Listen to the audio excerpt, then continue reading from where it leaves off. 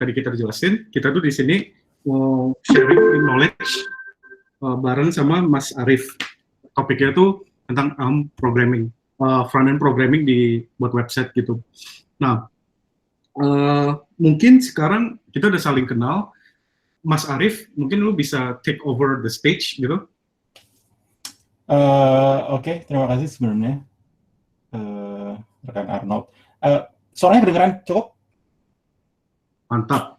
Oke. Kedengeran. Oke, thank you semuanya. Oke, saya coba share screen, saya matikan untuk kamera dulu.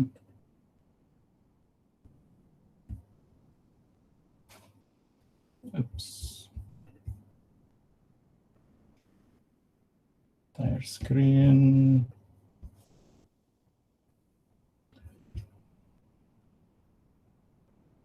Oke, harusnya udah kelihatan.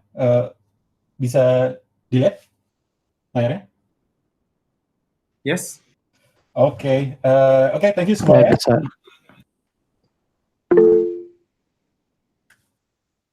Ya, kelihatan. Oke, baik. Oke, selamat malam semuanya. Selamat bergabung di Elm Introduction Webinar dengan tema Programming Front-End tanpa Runtime Error. Jadi sebelumnya perkenalkan dulu, saya Arif. Saya full stack developer dan juga sekaligus sebagai VP of Engineering dari Tokenomic.com. Tokenomic.com itu cryptocurrency trading platform. Jadi ID GitHub saya di Virgils pakai Z dan tag blog saya di virgil.com. Jadi langsung aja. Ya, kita malam ini mau belajar tentang Elm, mau sharing bareng-bareng tentang Elm itu apa dan kenapa menurut kita itu keren dan nyenengin. Nyenenginnya lebih ditekankan sih. Jadi Elm itu adalah bahasa pemrograman yang khusus diciptain buat bikin UI, khususnya di web. Jadi paradigma programmingnya dia adalah purely functional. Terus type disiplinnya dia strong static type. Nah, keunggulan Elm ini dia menekankan di satu performance, kedua robustness, yang ketiga maintainability. Nah, ini nanti tema yang bakal banyak kita ulang-ulang di sepanjang diskusi. Terus yang terakhir yang paling diunggulin banget adalah correctness dan no runtime error in practice. Mas Arif, gue boleh ganggu bentar ya? Boleh. Sorry, gue lupa infoin ke teman-teman. Semua yang hadir di sini, gue mau kabarin. Jadi Mas Arif sendiri udah kasih tau gue, it's okay kalau misalnya kalian punya pertanyaan, langsung tanya aja, langsung pakai mic aja, langsung ngomong aja pertanyaannya apa. Tapi kalau misalnya kayak teman kita tadi, Mas Riba, mic-nya bermasalah, type aja di chat-nya. Kalau ada pertanyaan, nanti gue atau Puji gitu bakal kasih tau Mas Arif ada pertanyaan gitu. Jadi biar gak canggung-canggung sih. Thank you ya. Ya, daripada sepi banget kalau misalnya ada yang nanya di tengah jalan, it's okay. Oke, jadi lanjut, Elm itu sekedar kewajiban untuk disampaikan bahwa dia diciptain oleh Evan Zapliki. Mungkin nggak banyak yang peduli juga. Dia dibuat sejak tahun 2012 dan versi terakhirnya itu 0,19. Nah, ini unik karena dia udah 8 tahun, tapi bahkan versi stable version aja belum. Cuma argumen tentang dia stable apa belum itu sebenarnya menarik banget buat dibahas. Cuma kayaknya di luar scope dari ngobrol-ngobrol kali ini. Kecuali ada yang nanya. Dan yang pakai Elm siapa? Yang pakai Elm tuh sebenarnya banyak. Dipakai di banyak perusahaan dan di production. Microsoft pakai, terus IBM juga pakai. Ada dipakai di Zalora, Emirates Airlines, Pivotal Tracker, Rakuten, dan di contohnya di Indonesia yang berani pakai Elm itu teman-teman di Danacita, yaitu Arnold dan Mapuji dan kawan-kawan. Bener kan ya? Iya bener. Tapi kita masih belum rilis ke production sih, masih di QA. Oh gitu. Oke. Bentar lagi. Oke, ya. Setidaknya bentar lagi. Di Tokenomic sendiri, Elm ada dipakai di internal tools. Sebenarnya bukan internal tools juga, tapi dia ada menghadap ke klien juga. Nah, jadi sebagai programmer nih, atau orang-orang teman-teman yang hampir semuanya kerja di seputar IT, kita sering banget dibanjiri oleh berita tentang adanya tools baru, adanya library baru, bahasa pemrograman baru. Nah, kita harus milih-milih nih kan, mana yang harus kita kuasai. Jadi kita sering harus nimbang cost-nya apa, benefit-nya apa. Jadi kita nganggap bahwa penguasaan terhadap tools baru itu kayaknya investasi. Cost-nya apa, benefit-nya apa. Nah, banyak yang cerita benefit-nya, tapi lupa nggak bilang cost-nya apa. Nah, di sini kita mulai aja dulu dari cost-nya. Jadi we say it upfront. Cost-nya dari Elm adalah, walaupun bahasanya seru, kita harus belajar bahasa baru. Jadi dia bukan JavaScript, tapi di-compile ke JavaScript, karena ujung-ujungnya cuma JavaScript yang jalan natif di browser. Terus kita juga harus belajar sintaks baru. Jadi beda sama library yang lain, kayak bahkan ReasonML, TypeScript, yang dia compatible sama JavaScript. Yang ini enggak sama sekali, walaupun ada interrupts tentu ada. Terus paradigmanya baru, jadi di Elm itu harus purely functional, sementara di JavaScript itu kita bisa functional, tapi itu optional. Terus strong static type, jadi banyak teman-teman yang udah mulai sadar tentang benefits dari strong typing, makanya makin banyak yang pakai TypeScript. Nah, di Elm itu strongly typing. Terus kita juga harus belajar tentang arsitektur baru. Nah, Elm ini punya arsitekturnya sendiri, namanya The Elm Architecture. Tapi bagi teman-teman yang udah biasa pakai Redux di React, di Vue pakai Vuex, atau di Angular, itu harusnya nggak akan terlalu merasa asing, karena sebenarnya Redux terinspirasi dari The Elm Architecture. Nah, cost atau drawback selanjutnya adalah fewer third-party library. Jadi kita tahu kalau di NPM itu, nggak tahu, third-party library-nya juta-juta. Sementara di Elm, tahu belasan ribu, puluhan ribu. Oke, kita udah ngomong cost-nya. Sebenarnya ada beberapa cost yang lain sebenarnya, kayak misalnya server-side rendering itu nggak gampang. Terus, sebelum masuk ke sini, Puji, Arnold, menurut pengalaman kalian, ada nggak cost yang lain dari Elm yang kalian selama ini, sayangnya di sini nggak ada ini atau gimana gitu? Oh, itu yang lebih tahu Puji sih. Well, kalau gue bisa bilang sebenarnya untuk adopsi Elm sendiri paling susah adalah nge-bring teknologi ini ke stakeholder di company masing-masing ya, untuk kayak convince kalau misal cost dari Elm itu sendiri kayak outweigh the benefit-nya. Cost-nya lebih rendah dibanding benefit-nya kayak gitu sih. Nah, itu menarik sih, karena harapannya setelah kita ngobrol-ngobrol malam ini, kita jadi punya amunisi untuk bawa itu ke manajerial. Karena kayak gue sendiri misalnya, gue ada di posisi manajerial, jadi gue tahu kenapa sih keunggulannya kalau kita pakai Elm. Oh ya, cost-nya arguably adalah lebih susah nyari programmer. Jadi katakanlah kita ada satu yang jago banget Elm, kalau dia cabut belum tentu kita bisa dapat yang lain. Nah, itu mungkin cost dari sisi manajerial. Tapi anyway, benefit-nya adalah sebagai programmer, kita ngomongin masalah number dulu ya. Pertama, performance. Jadi kalau kita lihat di link sebelah kanan, itu nge-link ke sebuah artikel yang cukup panjang. Nanti kita bisa cek sejelas tentang perbandingan antara banyak teknologi front-end yang untuk membuat satu aplikasi yang disebut real world app. Real world app itu adalah satu spesifikasi aplikasi di mana dia ada login, ada logout, ada caching dan authentication dan segala macamnya. Nah, itu teknologi-teknologi itu dipakai, terus kemudian diperbandingkan, terus dihitung performance-nya, line of code-nya, bundle size-nya berapa. Nah, ini adalah hasilnya. Dari segi performance, dinilai pakai Lighthouse Audit, Elm itu skornya paling tinggi. Jadi ada 3 teratas yang dia dapat skor 99, salah satunya adalah Elm.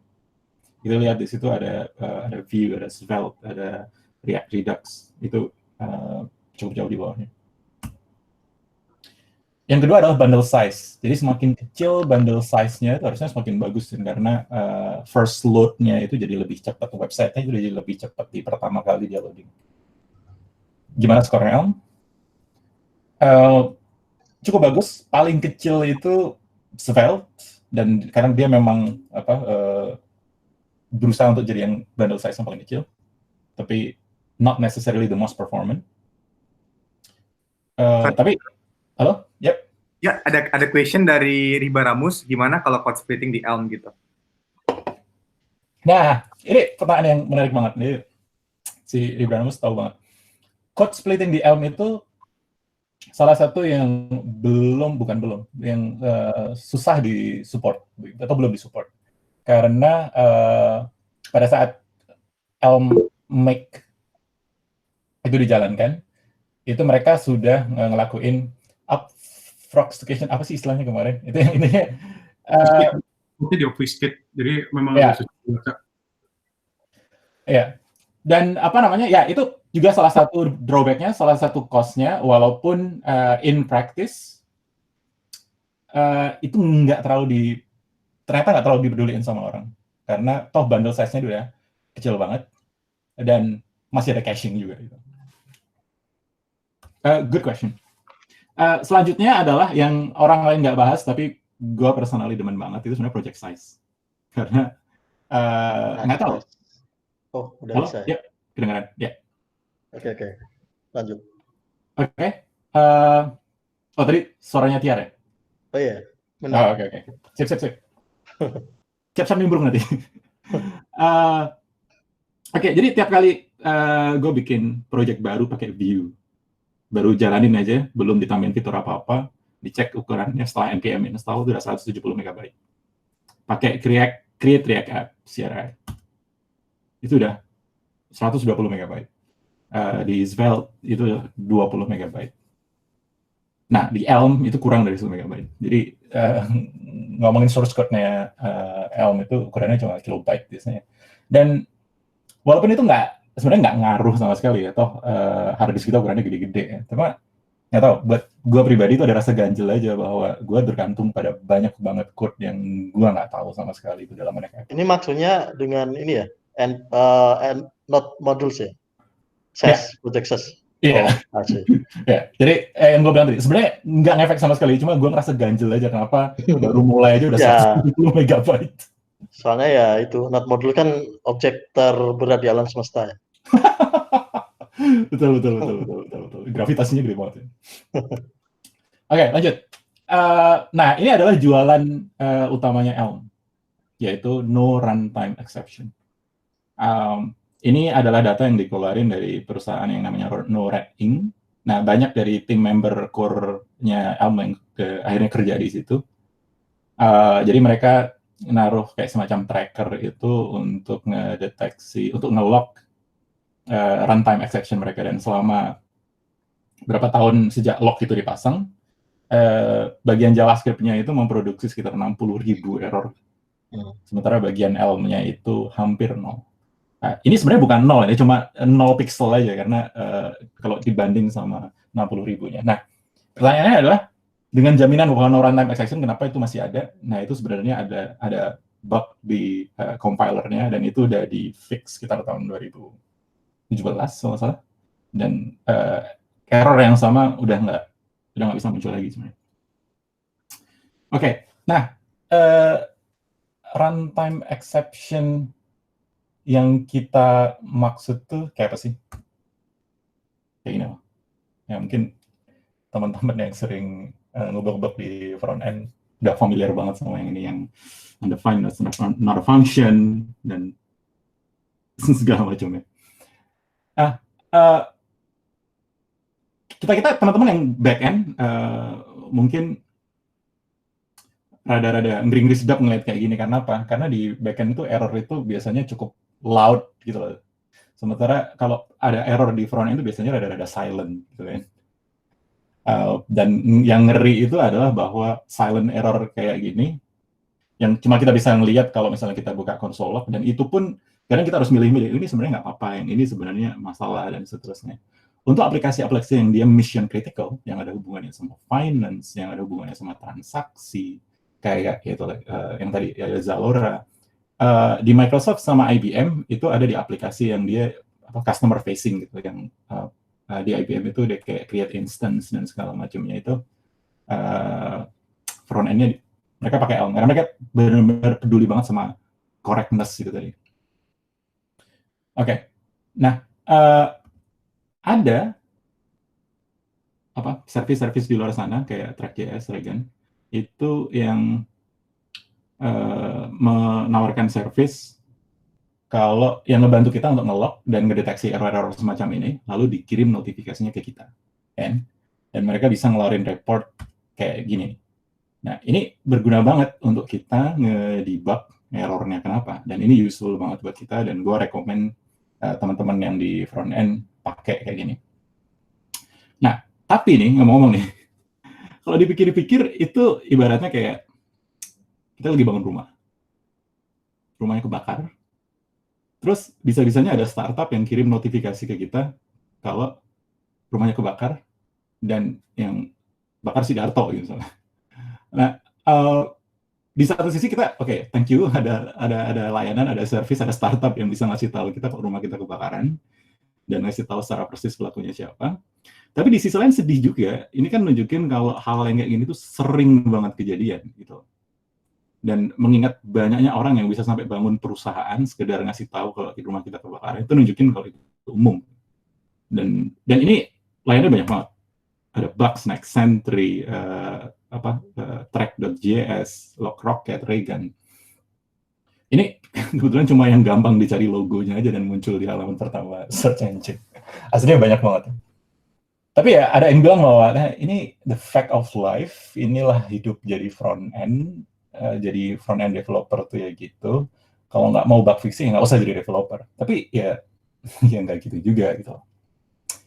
Kalau kita coba analisa kenapa error-error terjadian, kita lihat. Jadi banyak banget kan kita dikelilingi oleh tools dan framework buat front end. Dan masing-masing itu sebenarnya adalah mereka nyoba ngebantu kita mecahin masalah yang spesifik.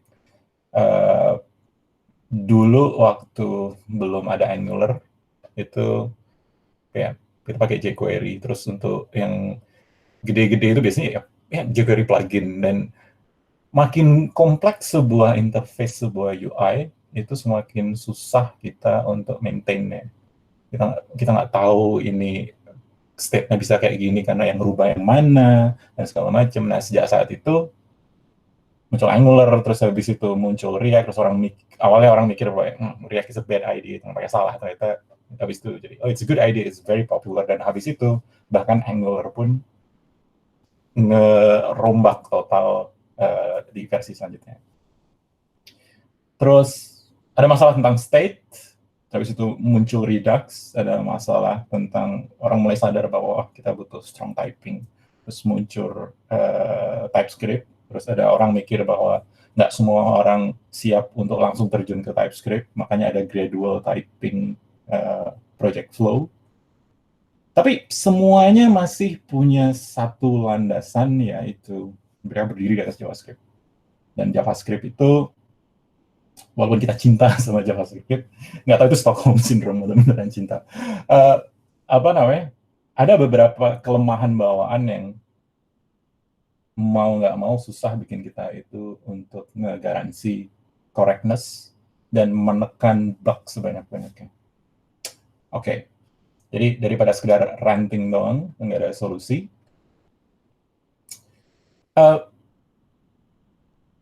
Karena JavaScript itu memang berawal dari bahasa yang awalnya simple dan secara nggak sengaja kemudian jadi bahasa de facto untuk web.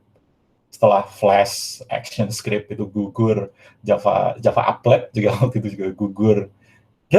Mungkin kita bisa berandai-andai kalau misalnya ada orang nih ngedesain from scratch bahasa untuk web dari nol, apa yang dipertahankan dan apa yang dirubah. Jadi mirip sama CSS yang seiring bertambah waktu kan dia tambah kompleks, tapi harus backward compatible. Versi CSS baru tuh nggak boleh nge-remove yang udah ada, jadinya jadi kompleks banget. Nah, Evan Zapliki itu salah satu orang yang mikirin hal ini di tahun 2011-an, dan kemudian nyoba ngedesain bahasanya sendiri yang tentu saja di-compile jadi JavaScript. Oke. Yang pertama adalah, bayangkan kalau misalnya nggak ada null di JavaScript. Right. Jadi, null itu messy, kayaknya itu solusi yang hacky banget pada saat dia dibikin, dia nimbulin banyak masalah, dan bahkan si Tony Hoare, yang menciptakan null reference di tahun 1965, itu nyebut itu sebagai my $1 billion mistake. And, jadi kalau sampai yang bikin aja nyesel, kita tahu bahwa it's not supposed to be there.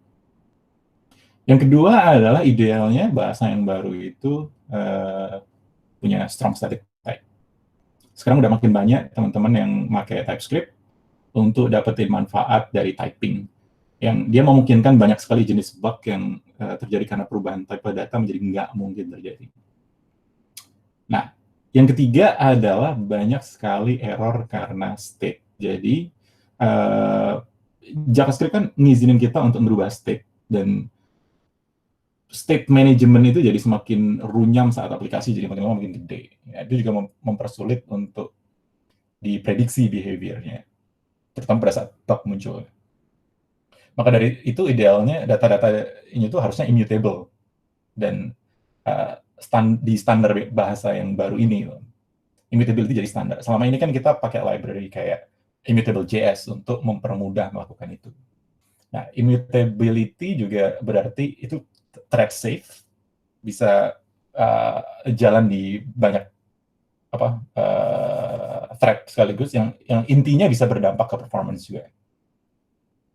Oke, yang terakhir, ya mungkin bahasa yang baru ini harusnya functional, karena lebih gampang di reasoning, dan walaupun mungkin itu cost-nya itu jadi bahasa yang nggak populer, tapi mungkin karena waktu itu juga si Evan Zapliki lagi tertarik sama Haskell, dan Elm kebetulan compilernya kemudian dibuat pakai Haskell, dia mungkin tertarik dengan ide tentang pure function.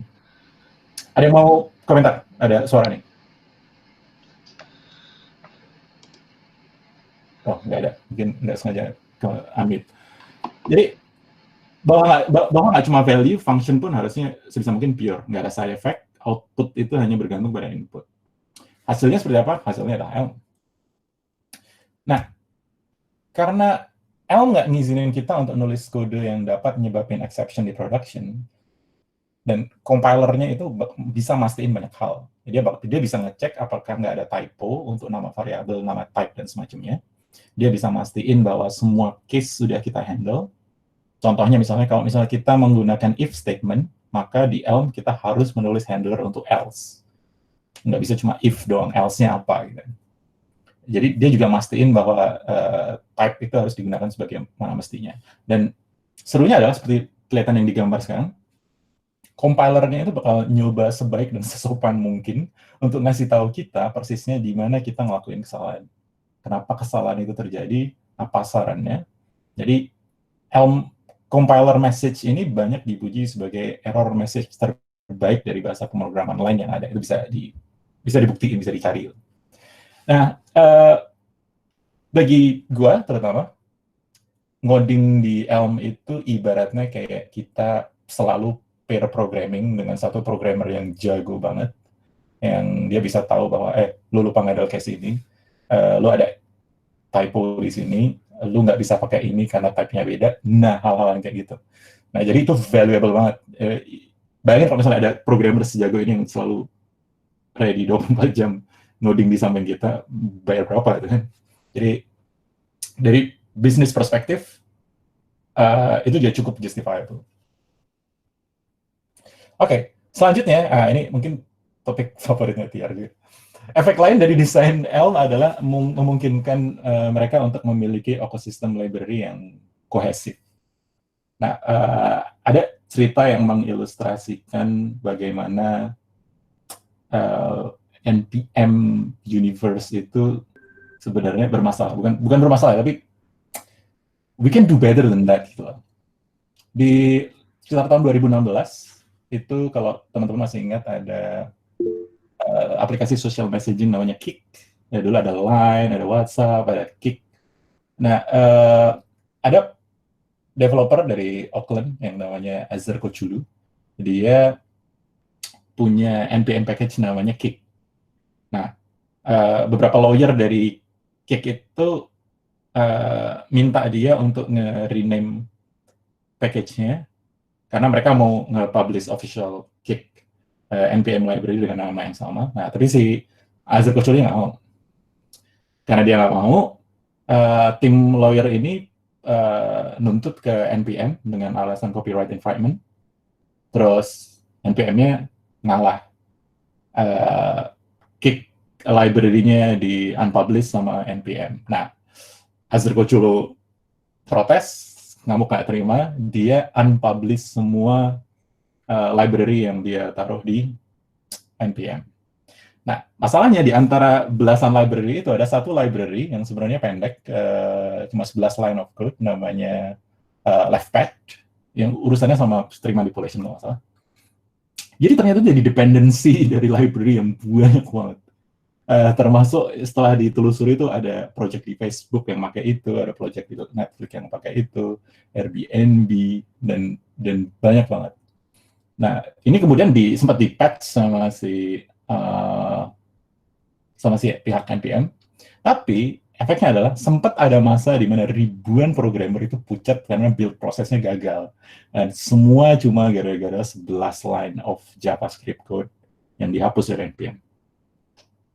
Oke, itu sekedar satu contoh seru ilustrasi dari bagaimana hidup dengan NPM. Nah, alternatifnya apa? Gimana ceritanya kalau di Elm misalnya? Jadi Elm itu punya repository library package sendiri namanya Elm package. Bedanya adalah dia immutable by nature. Terus dia juga enforce semantic versioning. Nah, efeknya apa? Adalah bahwa sekali publish, dia nggak bisa di-unpublish, dia nggak bisa dimodifikasi, kita cuma bisa ngeluarin versi terbaru. Dan setiap kali kita ngeluarin versi terbaru, karena compilernya itu bisa tahu banyak hal, compiler itu bisa ngetes bahwa update-annya ini breaking changes apa enggak. Kalau misalnya breaking changes, lu nggak bisa cuma ngeluarin, nggak bisa cuma naikin patch version atau minor version. Jadi buat teman-teman yang kurang familiar sama semantic versioning, itu bahwa hampir semua software sekarang cenderung ngikutin semantic versioning. Jadi kalau ada 3 digit versi itu, versi mungkin 1.0.0, yang pertama itu adalah major, yang kedua adalah minor, yang ketiga adalah patch. Nah, kapan major version itu berubah adalah pada saat terjadi breaking changes. Nah, jadi kalau misalnya ada library yang dia sebenarnya breaking changes, tapi cuma naikin minor patch-nya aja, di NPM bisa lolos-lolos saja. Bukan karena mereka nggak mau ngecek, tapi karena mereka nggak bisa. Kenapa nggak bisa? Karena ya memang underlying language-nya nggak support buat itu. Oke. Wait. What's next? Nah, oke. Jadi setelah kita ngomongin performance, metrik, dan cerita-cerita, sebenarnya apa sih value Elm buat kita sebagai developer dan mungkin buat kita sebagai tech management? Yang pertama adalah kita bisa ngabisin less time debugging. Yang kedua adalah we will spend less time testing. Yang ketiga adalah we are more confident refactoring. Nah, ini yang gue pengen lempar sebentar nih ke teman-teman dari Dana Cita nih. Kalian pernah mention bahwa refactoring di Elm itu nyenengin banget. Itu gimana ceritanya? Gue coba kasih ini aja. Jadi waktu itu kita lagi mau bikin awalnya apa ya, user authentication kalau nggak salah, user authentication. Awalnya kita masih nggak ngerti Elm tuh kayak gimana. Jadi kita bertiga pair programming gimana sih cara bikin user authentication yang tepat gitu. Itu sampai sekitar seminggu kita nyentuh code lain tuh, kita bikin form lain, kita bikin apa. Terus kita sadar, oh user authentication kita ternyata salah. Kita harus refactor. Itu kita refactor total buta apa ya? Kita cuma ngandelin dari itunya doang, dari compilernya doang. Kita percaya aja, kita apa ya? Kita ngetes code-nya. Kayak istilahnya selesai refactor kita coba flow-nya bener gak gitu-gitu. Tapi seiring refactor tuh kita cuma ngikutin aja dari compiler gitu. Compilernya bilang nggak bisa compiling nih, ada yang salah, kita benerin. Nggak bisa compiling di sini, ada yang salah di sini, kita benerin. Dari sana kita belajar tentang Elm gitu loh. Kayak dari compilernya itu kita jadi ngerti apa yang kita ngerjain sampai seenak itu, dan bahkan pas beneran kita tes flow-nya dari browser gitu-gitu, as expected dengan apa yang kita tulis, bener-bener nggak ada bugs aneh-aneh, nggak ada apa. Jadi kita benar-benar ngerti lah flow-nya dari awal sampai akhir, kayak kita benar-benar cuma ngikutin aja compilernya gimana gitu. Oke, menarik ceritanya, dan kebetulan dari gue juga kurang lebih experience-nya sama. Jadi gue banyak nulis Elm sebenarnya buat pet project, buat side project, jadi buat kantor sendiri nggak banyak. Tapi tiap kali cerita awal-awal dulu, oh Elm seru, bikin ini pakai Elm. Terus satu hari, oh butuh refactoring, ngeri duluan nih kalau karena begitu aplikasinya berkembang jadi agak banyak, bacanya jadi makin lama rada-rada agak susah karena memang belum terbiasa sama sintaksnya. Tapi ya persis seperti yang dibilang sama Arnold tadi, ngikutin compilernya aja. Sampai banyak yang bilang if it's compiled just ship it gitu. Nggak se-ekstrim itu juga, tapi itu nunjukin betapa confidence-nya orang sama compilernya. Oke, Mas Arif, ada yang nanya nih, apakah itu kayak refactornya tanpa tes atau spek gitu? Mungkin bisa kita bahas juga tentang kayak apa namanya? Justru dia di-encourage di Elm kalau misalnya kita tuh jangan tulis code test kita pertama kali. Don't write test first. Mungkin bisa masalah itu. Mungkin Mas Arif bisa nambahin juga. Nah, ya nanti ada satu masa di mana kita nyampe di line dari official guide-nya Elm yang bilang bahwa from the start, just try to not write your test. Jadi ada satu-satunya bahasa yang secara official mereka bilang bahwa jangan buru-buru nulis unit testing. Nah, itu sebenarnya cara mereka untuk ngasih tahu bahwa lu mending dapetin feel-nya dulu tentang berapa banyak bug yang bisa dideteksi oleh compilernya Elm, sehingga lu nanti bisa decide bahwa mana yang lu masih pengen untuk write your own unit test. Jadi, by the way, Mas, gue tambahin dikit ya. Yes. Jadi kita di Dana kita ada unit test. Kita nggak TDD buat Elm itu, kita nggak TDD. Kita ada unit test, tapi unit testnya itu buat validation doang.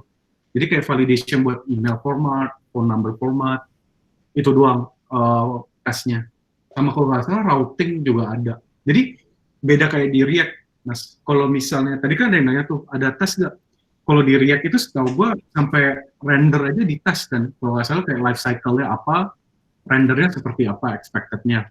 Nah, kalau di Elm itu malah dianjurkan tidak seperti itu, gitu. Jadi kita benar-benar ngetes yang benar-benar logic, yang something yang kita perlu ngetes aja, kayak validation, terus kalau routing, kalau misalnya lu salah typo atau apa gitu-gitu. Itu doang testingnya. Jadi kita benar-benar ngandelin compiler doang semuanya. Satu lagi tambahan, bahwa ketika kita pada akhirnya nulis tes di Elm, tesnya itu nulisnya tuh jauh lebih enak. Karena apa? Karena pure function. Artinya bahwa outputnya itu hanya bergantung pada input. Agak berbeda dengan di pengalaman di JavaScript, karena banyak kasus di mana kita harus smoking dulu. Nah, mungkin itu perbedaannya. Oke, lanjut. more performance out of the box ini udah nggak bisa dibahas lagi. Nah, ada datanya tadi di awal bahwa out of the box itu more performance than the other. Dan selanjutnya adalah kita jadi lebih banyak waktu to actually making money and develop feature. Kita nggak ngabisin waktu buat fixing bugs. Karena jujur aja, kalau kita setiap kali kita ngerjain project buat orang lain, buat klien, kita dibayar untuk fitur yang di-deliver. Kita nggak bisa nge-bill mereka untuk nyelesain bug yang kita bikin. Ya, jadi dari perspektif bisnis, dari perspektif untung rugi, masuk akal juga, karena mungkin makin lama kita kerja di front end, kita makin sadar kalau misalnya kita hitung waktu yang kita pakai buat debugging tuh, kalau itu diduitin jadi berapa gitu. Oke. Dan yang terakhir adalah less JavaScript fatigue. Ada yang bilang JavaScript fatigue is a myth dan segala macam, tapi ya, kemana-mana ketemunya orang ngeluh juga, itu udah terlalu banyak framework baru, tools baru, dan ngikutinnya capek aja, dan belum tentu kalau kita udah selesai melajarin ini 2 bulan lagi masih relevan. Nah, itu dia sayangnya. Terus emang bisa nyelesain masalah itu. Nah, ini menariknya. Ilustrasi berikut ini itu diambil dari paid course-nya Richard Feldman, salah satu core developer-nya Elm. Poinnya cukup bagus, jadi gue ulang di sini. Jadi, katakanlah kita dapat greenfield project ya, kita disuruh bikin project front end, di mana kita mulai dari nol. Terus kita dibebasin nih, milih stack-nya apa yang kita pakai. Nah, yang pertama kali kita pilih adalah dialect. Dialect-nya apa nih? Apakah kita pure JavaScript yang disupport semua browser, atau kita pakai JavaScript fitur terbaru yang disupport semua browser, yang mana mungkin kita pakai tool seperti Babel, supaya ES6 bisa ditranspile jadi JavaScript, atau kita pakai TypeScript. Kalau kita pengen pakai type system tapi sifatnya optional, gradually typing, kita juga bisa pakai Flow. Nah, jadi milih dialect aja udah ada beberapa pilihan, dan most likely kita harus stuck di situ. Ada satu project di mana vendornya pakai TypeScript, terus kemudian pas diserahin balik ke kliennya, setengah mati kliennya ngelanjutinnya karena itu tadi stack-nya beda gitu.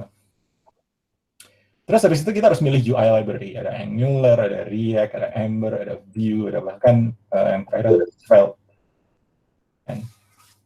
Nah, ketika aplikasi kita mungkin gede nih, kita perlu mikirin gimana state management-nya.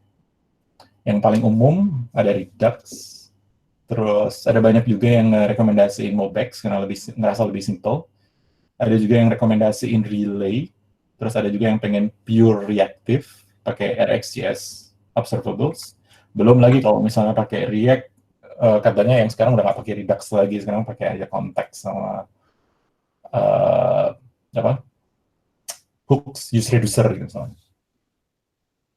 Oke, setelah state, apa lagi nih yang harus dipikirin? Katakanlah kita asing ya kan? Kalau misalnya kita ngelakuin fetching data di bayangin satu halaman Facebook, itu kan dia nggak cuma fetching data dari satu tempat.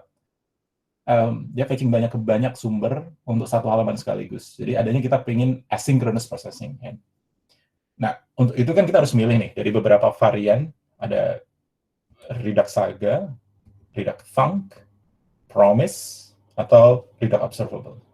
Nah, ada juga mikir, utility kita pakai apa? Pakai Lodash yang umum, atau yang old school, pakai jQuery aja, atau kita mau kalau embrace immutability, pakai Immutable.js, terus ada yang berargumen, kalau mau functional sekalian aja pakai Lambda gitu. Dan ini banyak banget yang harus dipilih ya. Dan nggak cuma itu. Kadang orang nemu kalau satu tools atau satu library sama yang lain itu agak susah digabung, terus harus dibikin middleware buat connect-nya, segala macam. Ada yang bilang TypeScript itu nggak gitu compatible sama Redux, ada yang bilang kalau React memang nggak didesain jalan bareng sama jQuery, terus Redux sama Immutable ada yang komplain, itu ya capek. Nah, terus mau di Elm gimana? Di Elm cuma ada satu dialek, ya Elm, kan? Terus UI ya pakai Elm juga, cuma di sini kita nulisnya view function. Kita nyebutnya view function. Terus state management kita pakai di Elm architecture, ya lebih tepatnya ya kita taruh di model aja. Ada function namanya model. Terus untuk asynchronous pakai update, dan untuk utility orang-orang biasanya cukup dengan apa yang disediain di core library. Jadi bahkan jarang di antara kita yang reaching third party library cuma untuk dapetin utility. Oke. Jadi hasil dari eksperimen Evan Zaplicki itu udah berevolusi selama 8 tahun. Itu udah ngasih kontribusi yang banyak banget buat web secara langsung nggak langsung. Jadi balik ke sini, setiap aplikasi yang kita tulis pakai Elm itu sama aja kayak kita build sesuatu pakai React untuk bagian reusable komponennya atau reusable function, ditambah TypeScript untuk bisa dapat garansi static type-nya, ditambah Redux untuk state management, ditambah Redux Saga supaya kita bisa asynchronous, dan ditambah Immutable.js supaya kita dapat immutability-nya. Pun, arguably, kalau misalnya ada aplikasi yang dibikin pakai React, TypeScript, Redux Saga, Immutable.js, itu pun masih nggak bisa ngasih jaminan yang sama dengan jaminan correctness dari Elm application.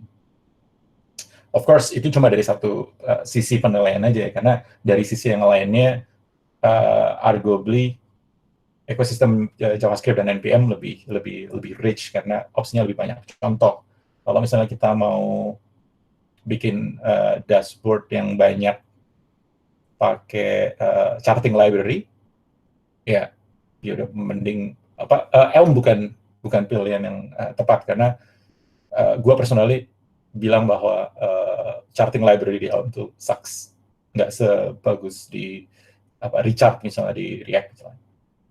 Tapi ya itu tadi ada trade off-nya. Oke, kita coba compare. Jadi kalau kita ngeliat bentuknya aja di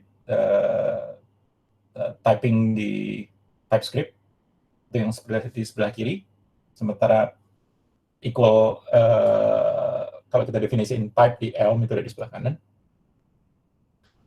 Terus kalau ketika kita pakai flow misalnya, flow juga bisa ngasih tahu kalau kita deklarasi variable sebagai number tapi kita assign ke string, ya bakal complain.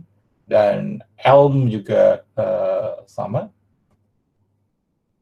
Terus di sebelah kiri, nah ini nanti kita bakal balik lagi ke sini. Itu adalah anggap kita bikin sebuah widget yang dia simple counter. Kalau kita tekan tombol plus dia naik, kalau tombol minus dia angkanya turun. Yang di sebelah kiri itu dibikin pakai React Redux, yang sebelah kanan itu pakai Elm. Jadi dengan arsitektur yang sama, fitur yang sama, kelihatan kan bahwa codingan di Elm itu lebih padat aja, lebih ekspresif, lebih simple juga. Oke, itu tadi adalah chapter pertama, yaitu yang intinya adalah ngebahas plus minusnya Elm. Dari sini mungkin ada pertanyaan, ada bahasan, apapun itu. Tiar mungkin mau komen. Oh, ada pertanyaan nih, Mas Arif dari Febrian. Pernah nggak ketemu kasus di mana compiler Elm kasih output yang nggak sesuai atau seharusnya ada bug tapi compilernya nggak kasih warning? Pertanyaan yang bagus. Yang pertama adalah apakah compiler itu pernah ngasih sesuatu yang nggak sesuai? Pernah. Jadi ketika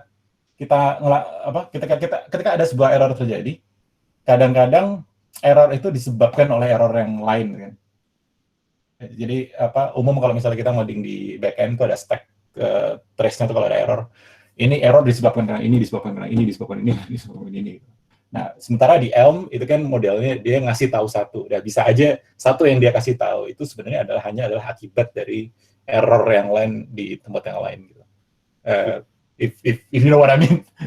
Itu pertanyaan yang pertama. Terus yang kedua, sorry, apa tadi pertanyaan kedua? Yang kedua sih, ya udah itu aja sih sebenarnya. Oke, aku mau nambahin juga sih masalah bug ini ya. Sebenarnya garansi di mana nggak ada runtime file exception itu bukan magic gitu loh. Ada reasonnya. Reasonnya adalah nanti kita bakal bahas di akhir. I believe nanti ada di chapter 3 atau 2 gitu.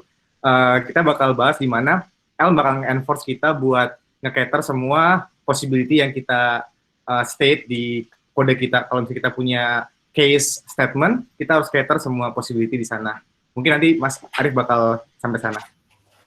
Ya, pertanyaan kedua baru ingat bahwa pernah nggak ada kasus di mana sebenarnya ada bug tapi Elm bilang nggak ada bug. Nah, jawabannya adalah ada dua jenis bug yang dia sifatnya itu tadi typo, mismatch, type dan segala macam. Tapi logical bug itu secara sintaks itu benar. Tapi kita aja yang ngodingnya salah gitu. Jadi ibaratnya kayak misalnya harusnya diskonnya 8 tapi kita nyata-nyata nulis 9, itu jelas-jelas compiler Elm nggak tahu. Nah, disitulah bagian yang pada akhirnya kita butuh unit test. Nah, jadi kalau yang dimaksud bug kayak gitu jelas Elm-nya nggak tahu. Itu logical bug dan itu pure kesalahan gitu. Ada pertanyaan lain? Halo? Yes. Mas Arif, kalau gue boleh tambahin, ada satu error yang gue sering encounter dan Elm tidak tahu. Biasanya itu terjadi gara-gara dari back-end sih, Mas. Jadi, gue biasa udah konsisten nih di Elm itu. Jadi, kalau buat teman-teman mau tahu, kalau kita mau API call itu di-decode sama di-encode sama Elm. Nah, sometimes itu bisa terjadi adalah dari back-end punya bug. Nah, misalnya, kayak di Elm ini, gue bilang nih sama Elm, guys, API call gue balikannya harus string ya. Nah, tapi nggak tahunya si backend itu kirimnya number bang gitu kan. Nah, itu bisa terjadi bug seperti itu. Nah, itu kan maksud gue, tapi itu bukan salah Elm ya, tapi itu tidak terdetek oleh compiler. Itu. Yang kedua, Mas Arif, ada pertanyaan juga dari Mas Riba. Dia nanya, kalau Elm itu support SSR atau SSG nggak ya? Gue actually nggak tahu nih SSG apaan. SSG apa? Static Stream Generator. Kayak, what is it? Gatsby. Ya, Gatsby, Jekyll. Oke. Gimana Mas Arif? Server side rendering SSR itu gue nggak pernah nyaksiin sendiri secara langsung. Si Richard Feldman bilang sendiri bahwa itu dia cuma bilang itu nggak gampang. Artinya dia pernah ngelihat itu gitu. Static state generator somehow gue pernah ngelihat ini static state generatornya Elm, tapi karena Elm itu benar-benar satu purely community driven, yang kedua emang kebanyakan orang yang udah jago di Elm itu nggak newbie, jadi yang kayak gitu tuh lebih kayak hobi project aja. Gue waktu itu kalau nggak salah gue ngelihat GitHub star-nya aja cuma puluhan gitu, kayak puluhan bawah, kayak 20 berapa gitu. Jadi buat ngejawab pertanyaan itu mungkin, tapi nggak gampang, nggak segampang di Gatsby, Jekyll, Hugo dan teman-temannya. Well, actually ada satu namanya Elm Pages, nanti aku send juga di chat. That's great. Oke, lanjut. Oke, kita lanjut. Oke. Jadi, Taste of the Elm. Jadi bagi yang belum sempat install Elm, kalian bisa ngunjungin link yang tertera di layar atau googling aja how to install Elm. Nanti kalian akan sampai di halaman di mana kita bisa download. Tergantung OS nanti, apakah Mac, Windows, atau Linux. Ukuran filenya itu cuma sekitar 5 MB. Nah, jadi kecil. Nah, kalau udah kita bisa langsung coba di terminal, atau teman-teman juga bisa langsung bisa ngetes di website namanya Ellie App. Mungkin bisa di-share sama Arnold lewat chat. Oke. Supaya kita bisa ke Ellie, tapi kita coba ke terminal dulu untuk ngerasain sebenarnya gimana gitu. Jadi setelah Elm sukses terinstall, kita bisa ketik Elm, kita coba lihat manualnya. Oke, ada banyak command di sini, ada make, ada install, ada pump, diff. Tapi yang paling sering kita pakai adalah Elm REPL, Elm init, Elm reactor. Jadi singkatnya aja, kalau Elm REPL itu ya sama seperti REPL pada umumnya, read, evaluate, print loop. Kita bisa gunain untuk eksperimen dengan sintaksnya. Elm init itu pada dasarnya mirip sama npm init, sementara Elm reactor itu buat teman-teman yang suka main pakai React View dan lain-lain, itu mirip kayak storybook. Kita bisa ngetes Elm komponen tanpa harus setup dulu ke HTML, compile ke JavaScript, ngidupin web server. Nanti kita bisa lihat in action. Oke, nah sekarang mari kita berkenalan dengan Elm syntax. Jadi core language-nya sendiri sebenarnya nggak banyak.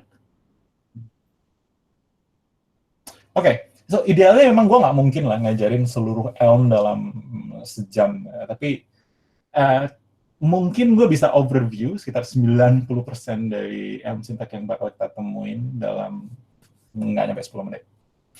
Oke, siap? Awesome. Jadi Elm REPL. Biasanya yang pertama tuh ya berat. Habis itu biasanya lancar. Ya, sip. Nah, oke. Jadi ada number, ada float, ada integer. Jadi ini float, kayak ini dia sebut number. Kenapa number? Apa bedanya number sama float? Sama integer? Number itu generic type untuk number. Jadi bisa float atau integer selama dia masih ambigu.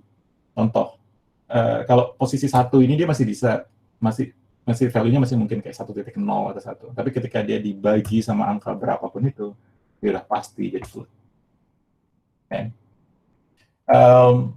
Terus ya, yang jelas ada 3 tipe itu, nanti kita bisa tahu lebih lanjut lagi. Most likely in the real world kita pakainya spesifik antara itu integer atau itu kita pakai float. Terus yang lain pada umumnya bagi teman-teman yang udah tahu setidaknya satu bahasa pemrograman yang ini mungkin rada boring. Char sama char. Terus string sama di-update sama 2 karakter. Dan lain-lain. Boolean bisa true, bisa false. Okay. Nah, primitifnya most likely cuma itu. Oke. Ngomongin operator juga as expected, misalnya 2 ditambah 2 sama dengan 4. Oke, satu yang pasti ya, bahwa karena ini fungsional, return itu implicit. Jadi semua yang kita tulis itu udah pasti ada return-nya. Beda sama JavaScript misalnya, kita bikin function, nggak semua function itu by default nggak ada return-nya, kecuali kita secara eksplisit nulis return something. Nah, lagi ngomongin masalah operator, contoh misalnya 5//2. Oke, ada yang bisa ngejelasin 5//2 itu artinya apa? Arnold. Jangan gue deh, yang lain mungkin ada yang bisa bantu. Div atau mod? Div ya. Ya, jadi sebenarnya ini dibilangnya floor division. Jadi di divide tapi habis itu di floorin. Jadi 5 dibagi 2 itu kan hasilnya 2, tapi sisa 1 ya. Nah, satunya dihilangin. Jadi Nah, disinilah pertama kalinya kita keluar angka 2, tapi integer. Oke, nah, operator di sini agak berbeda dari JavaScript, sedikit berbeda JavaScript, bahwa karena operator plus itu misalnya, itu bisa digunakan di integer dan juga di string kalau di JavaScript. Jadi contoh di tab satunya kita coba buka, I don't know, Node.js. Kalau misalnya kita 1 ditambah string 2, hasilnya, ini bisa nebak?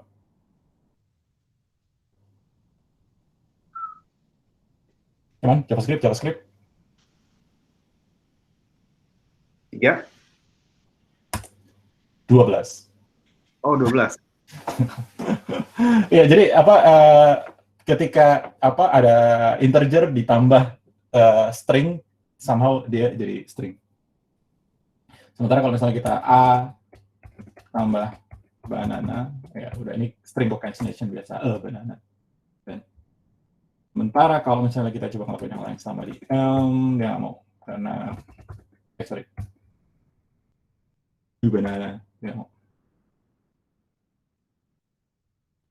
Oke, dia bilang bahwa plus operator only works with int and floats. Kalau buat string itu pakainya plus. Nah, operator ini rada sensitif karena aslinya itu termasuk hal yang bisa bikin runtime exception juga. Ketika kita nggak secara strict ngedefine ini type apa, dan ketika kita apply operator atau kita apply argumen ke situ, dan ternyata itu nggak valid, ini jadi runtime error. Oke, selanjutnya adalah kita bahas collection. Collection itu di Elm ada list, ada tuple, ada array, ada record. Jadi contoh. Nah, ini list of number. Bedanya apa sama array di JavaScript? Adalah bahwa di Elm itu list cuma boleh beranggotakan tipe yang sama. Jadi contoh, kalau misalnya gue nulis kayak gini, ya mau. Kita bisa baca hintnya, everything in a list must be the same type of value. Nah, kenapa kayak gitu? Karena bayangin kalau misalnya ketika ini kita masukin kita iterasi untuk, masing-masing dikali 2. Ya. Begitu ada satu yang ternyata dia string, jadi runtime error lagi. Nah, itu Elm menghindari itu. Lalu gimana kalau misalnya kita mau ngebalikin sebuah value yang beda? Contoh, kita bikin function yang tujuannya pengen tahu kalau user ini udah login apa belum. Kalau user itu posisinya dia udah login, gue kasih tahu kalau dia udah login sama username-nya apa supaya gue bisa munculin di navbar misalnya. Atau kalau misalnya enggak, ya enggak, terus gue bisa login atau register. Untuk hal-hal kayak gini kita bisa pakai tuple, ngomong gimana. Contoh, kita bisa itu tadi, true, terus yang false, atau true virtual@gmail.com, terus ini misalnya avatar.bg. Tapi tuple itu cuma boleh beranggotakan 2 atau 3, dan memang biasanya dipakai untuk keperluan itu, pattern matching dan segala macamnya. Sementara kalau misalnya kita butuh struktur data yang lebih kompleks daripada itu, kita pakai record. Record itu ekivalen sama objek di JavaScript. Jadi contoh kalau misalnya, kita bisa bikin person sama dengan record yang dia punya name Kayla, age 5. Kita bisa akses person.page. Nah, bedanya cuma kalau di JavaScript itu pakai .2, kalau di sini pakai sama dengan. Oke, selanjutnya adalah function. Nah, di Ya, Elm itu functional language, tentu saja kita perlu ngomongin function. Contoh kalau kita bikin function yang nambahin 2 huruf sintaks di JavaScript, itu, mari kita coba. Kalau gue masih ingat cara nulis function di JavaScript. Function add A, B misalnya, adalah A plus B. Bedanya kalau di JavaScript, oke, hampir gue lupa, kita harus secara explicit nulis gitu. Kita bisa pakai add 2 tambah 3. Terus itu kalau cara nulis pakai JavaScript biasa. Kalau kita nulisnya pakai ES6, mungkin bentuknya kayak cons add, nggak bisa add, nggak ada. Sama aja ya. Misalnya nggak gini. Sama gimana sih? A, B, fat arrow ini. Oh, karena inline nggak perlu. Jadi A plus B. Jadi kayaknya. Kita coba. Sum 2,3. Nah, sama. Oke, jadi ini adalah cara kita nulis function yang simple banget di JavaScript. Seperti kita lihat, versi terbaru dari JavaScript itu masih jauh lebih mending daripada ini, less boilerplate. Nah, gimana cara nulis function di Elm? Ingat-ingat di bentuknya kayak apa buat perbanding. Function di Elm itu adalah add A, B sama dengan A plus B. Ya. Gitu doang. Jadi apa namanya, kita coba add 1, 2. Oke, ini basic banget ya. Mungkin beberapa teman yang udah jago programming, ini materi yang cukup boring. Nah, tapi pas kita lagi membahas masalah function ini, ada yang cukup menarik. Apa jadinya kalau kita cuma kasih 1 argumen ke function add ini? Jadi add kasih 1.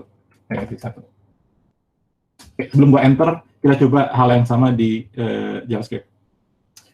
Di PHP misalnya, kalau misalnya kita manggil function dan dia cuma ada harusnya 2 argumen tapi kita pakai 1, dia kena error. Di JavaScript sum 2. Apa yang terjadi?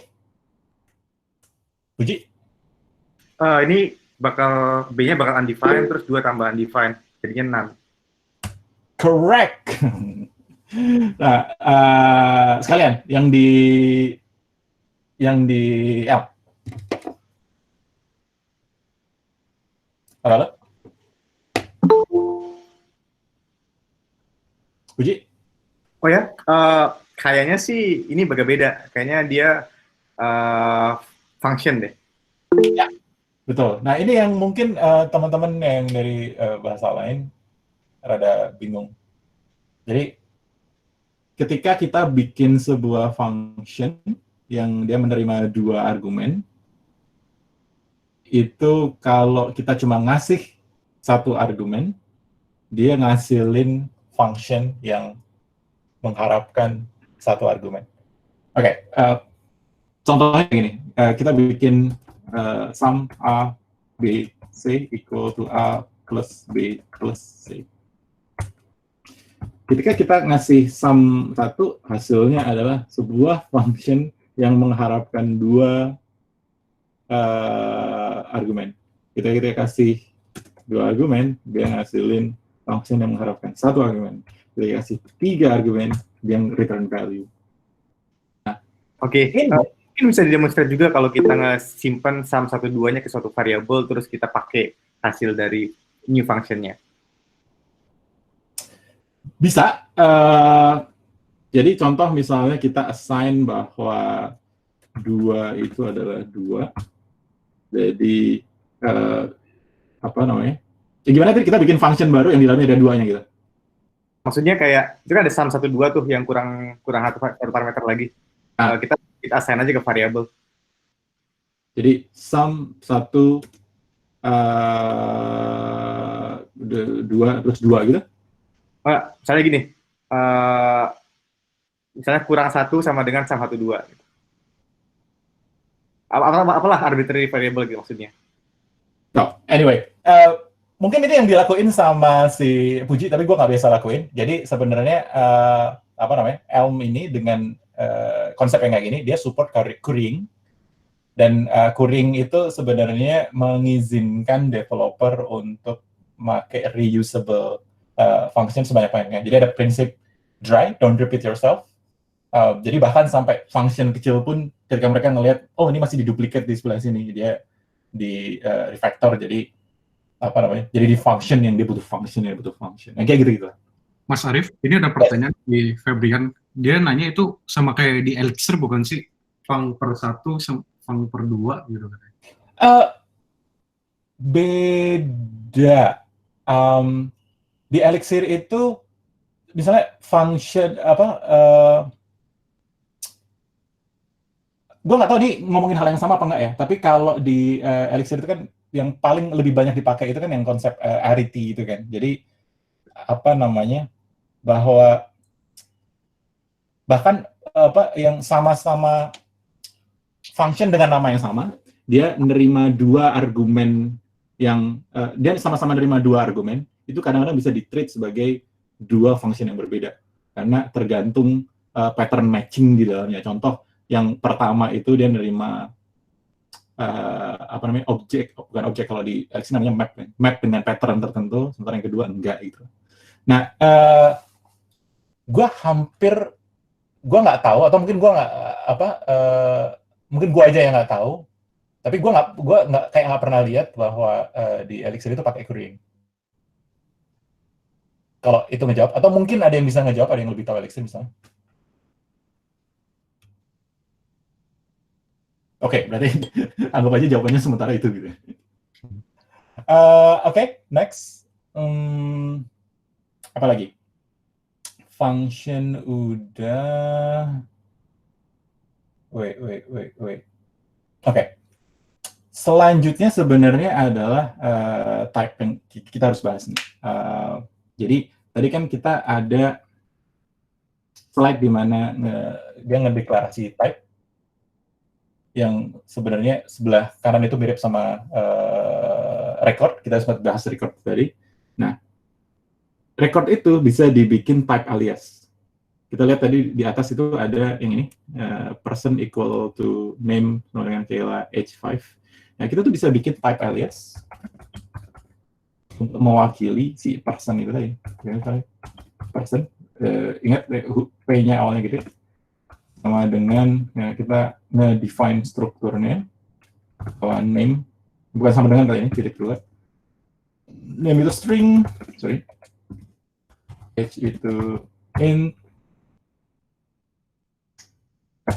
Nah, oke, jadi habis itu kita bisa bikin sebuah objek record yang memiliki datanya yang jenis type-nya adalah person.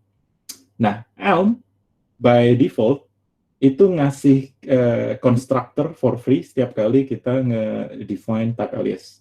Jadi, kita bisa bikin, ini mirip kayak misalnya lu bikin kelas, terus lu bikin bikin kelas namanya person, terus lu bikin new person sama dengan. Nah, ini dia ngasih konstruktor secara gratis, person, misalnya SK 5 tahun. Nah, hasilnya adalah, jadi kalau misalnya kita gue sama dengan person Arif 17, maka gue.age sama dengan 17 harusnya. Yap. Jadi itu type alias. Type yang kedua adalah custom type. Nah, ini menarik juga, dan ada kalanya ini nanti ketika bercampur dengan hal-hal lain jadi agak sedikit membingungkan, tapi konsep dasarnya sebenarnya simple banget. Kita memungkinkan kita untuk bahwa sebenarnya sebagai bocoran, Boolean itu juga custom type. Gue kasih contoh kayak ini. Type gender equal to antara male atau female, yang berpandangan non-binary, hold yourself. Oke. Jadi kalau misalnya kita tulis male, jenisnya gender, female. Nah, gue nggak tahu, tapi pertama kali gue kenal ini cukup mind blowing karena gue nggak nemu ini di JavaScript. Ketika misalnya gue harus atau bahasa yang lain, ketika misalnya gue harus nge-model hal yang kayak gini bahwa gendernya itu male atau female, kadang-kadang gue mikirnya kan dijadiin bit aja antara kalau satu cowok kalau nol cewek atau string. Nah tapi ya kita bisa pakai string, cuma kan apa namanya? Dia ada chance buat typo dan segala macamnya. Oke. Ada lagi yang menarik lagi bahwa gender sama dengan male female itu bisa tambah lagi misalnya other. Nah ini banyak yang non-binary gender. Inilah saatnya. Nah yang menarik lagi adalah selain jenis ini kita juga bisa attach value. Contoh string. Ya. Kalau nggak cowok, kalau nggak cewek, apa dong? Oh, other, misalnya transgender, misalnya other, transgender. Nah, ini adalah value ini, type-nya adalah gender. Mas, kalau other aja tanpa string transgender gimana hasilnya? Oh, good question. Kalau other aja tanpa transgender, hasilnya adalah function yang mengharapkan string untuk kemudian berubah jadi gender. So it's pretty neat. Oke, jadi mungkin tadi sedikit lebih dari 10 menit, tapi sebenarnya menurut gue berdasarkan pengamatan gue adalah itulah kira-kira 90% dari sintaks Elm yang bakal kita temui in the wild. Oke, jadi kita balik lagi ke slide. Core language. Oke. Sekarang saatnya kita ngetes apa namanya Elm init, kita langsung ngelihat in action gimana kita bisa bikin si counter ini. Jadi untuk sekedar ngedemonstrasiin Elm init, gue bakal ngelakuin ini di terminal, tapi nanti kita bakal banyak ngebahas itu di LI app. Nanti kita lihat nanti. Jadi, oke, kita punya misi. Yang pertama adalah jalanin Elm init. Yang kedua adalah bikin source file-nya, terus kopas yang ada di sini. Oke, balik lagi ke terminal. Kita keluar dulu. Bagi nggak tahu keluarnya pakai apa, itu Ctrl D. Oke. Kita bikin direktorinya dulu. Itu biasa naruh di direktori namanya Elm, terus mk dir, katakanlah counter.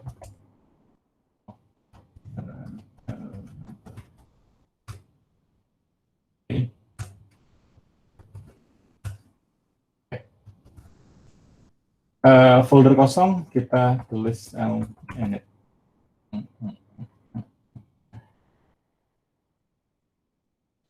Oke, nah di sini ada pesan yang super ramah yang intinya bilang kalau kita cuma bakal bikin file elm.json. Ini sama kalau misalnya kita jalanin npm dan init, outputnya ujung-ujungnya cuma file package.json.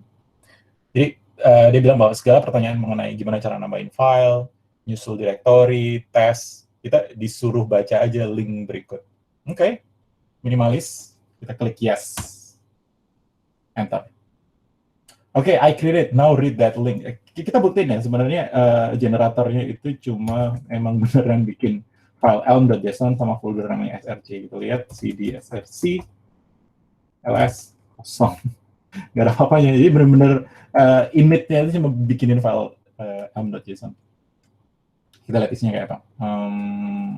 Cat elm.json.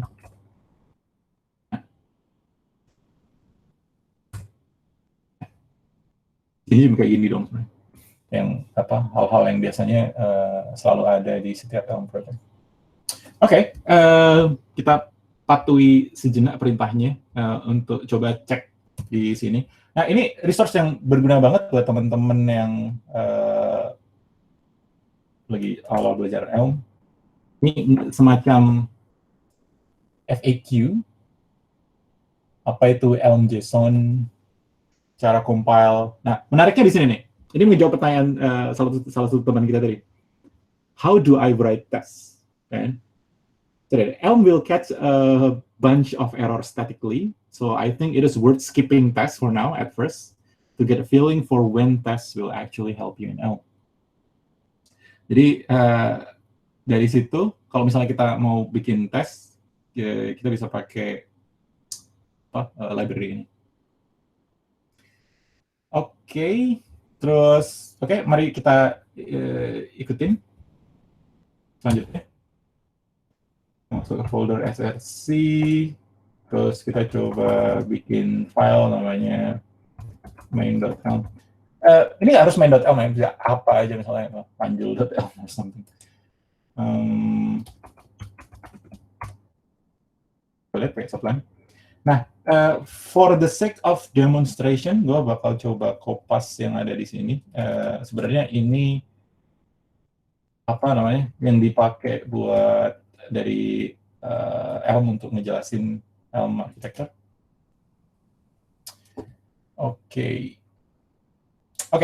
Nah, sebelum kita ngebahas yang di sini, gue mau ada satu hal menarik yang gue pengen singgung, bahwa sebelumnya kita ngebahas tentang metrik-metrik ini, bahwa Elm itu dari sisi performance bagus, dari sisi bundle size bagus. Bagaimana tentang berapa jumlah line of code? Orang sering pakai line of code sebagai indikator productivity, which is nonsense.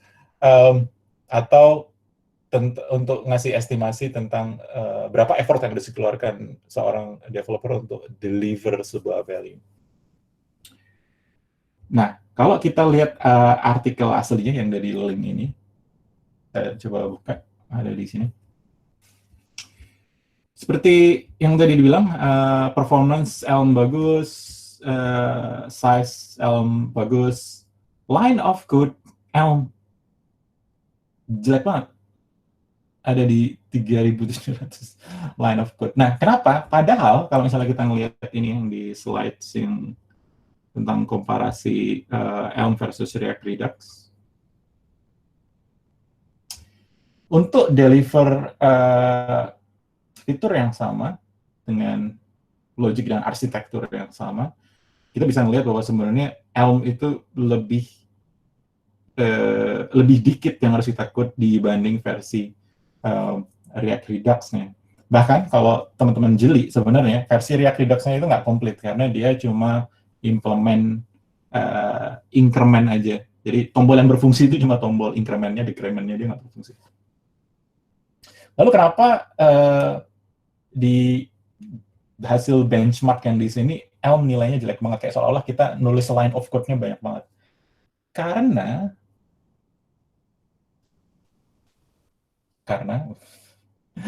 Elm itu punya konsensus, mereka nerapin satu style formatting guide. Jadi kalau di bahasa yang lain itu pada suka berantem tentang formattingnya harusnya kayak gini, harusnya kayak gini. Well, di Elm itu udah ditentukan dari awal. Yang kita rekomendasikan kayak gini. Jadi mereka punya command Elm format yang dia bakal nge-format sesuai sama style guide mereka. Dan di style guide yang ini, mereka memperbanyak vertical spacing instead of horizontal spacing agar lebih mudah dibaca. Sebagai bukti, ini gue barusan copy paste dan gue sudah install Elm format on save di Sublime Editor ini. Begitu gue klik save, dia harusnya akan format sesuai standar Elm format. Klik save. See? Kalau kita undo, sebelumnya cuma 23, dan menurut gue ini masih enak-enak banget dibaca kan?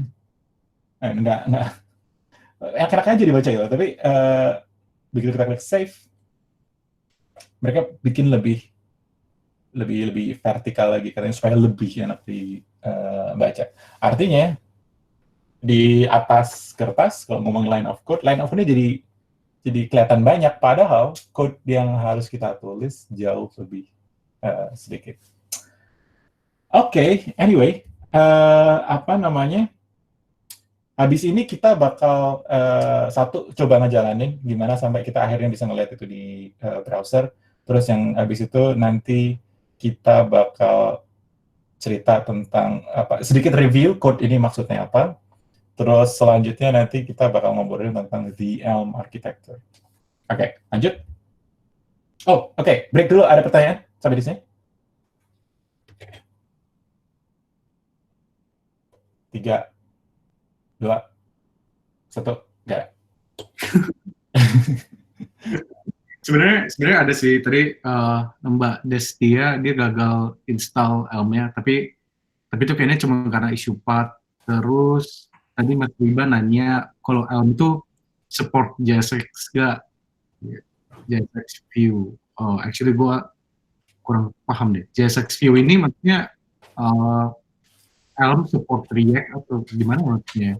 Ya, support JSX. Jawabannya adalah enggak. Dan kenapa enggak? Karena enggak perlu. Kita di Elm ngerasa bahwa kita punya solusi yang lebih bagus daripada JSX. Dan ini yang habis ini bakal kita demonstrasiin. Oke. Sampai mana tadi? Kita bakal... wait. Balik lagi ke sini. Kita bakal ngejalanin sampel code yang tadi itu, supaya kita bisa ngeliat itu di browser. Gimana caranya? Nah, ada 3 cara. Yang pertama adalah kita ngejalanin Elm Reactor. Itu yang paling simple untuk ngetes apakah code kita jalan, logiknya jalan. Cara jalanin aja Elm Reactor di folder tersebut. Cara yang kedua adalah nge-compile, tapi langsung jadi HTML. Jadi, dia sebenarnya di-compile jadi JavaScript, cuma JavaScript-nya sama dia ditaruh di inline di dalam HTML-nya. Atau cara yang terakhir, di-compile ke JS. Nah, di-compile ke JS ini ya otomatis kita bisa kemudian embed dia kayak file JS pada umumnya di HTML. Jadi, komennya kayak ini. Jadi dari file main.elm, kita bisa compile ke elm.js, kita bisa masukin ke index.html, dan juga other.js bisa ada di situ. Artinya, ini bisa dijadiin satu sama build pipeline, webpack, Gulp, mungkin ada, Minify, dan segala macam.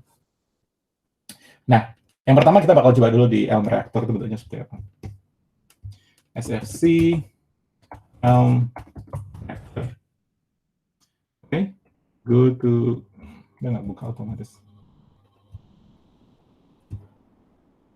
Oops. Buat yang notice, ada dead countdown. Nah, jadi dia kayak file browser gitu. Terus kita klik salah satu. Nah, kayak gini. Plus, minus. Oke, kita bandingkan sama source code-nya yang ngasilin ini. Kalau kepo, kita inspect elemen dulu.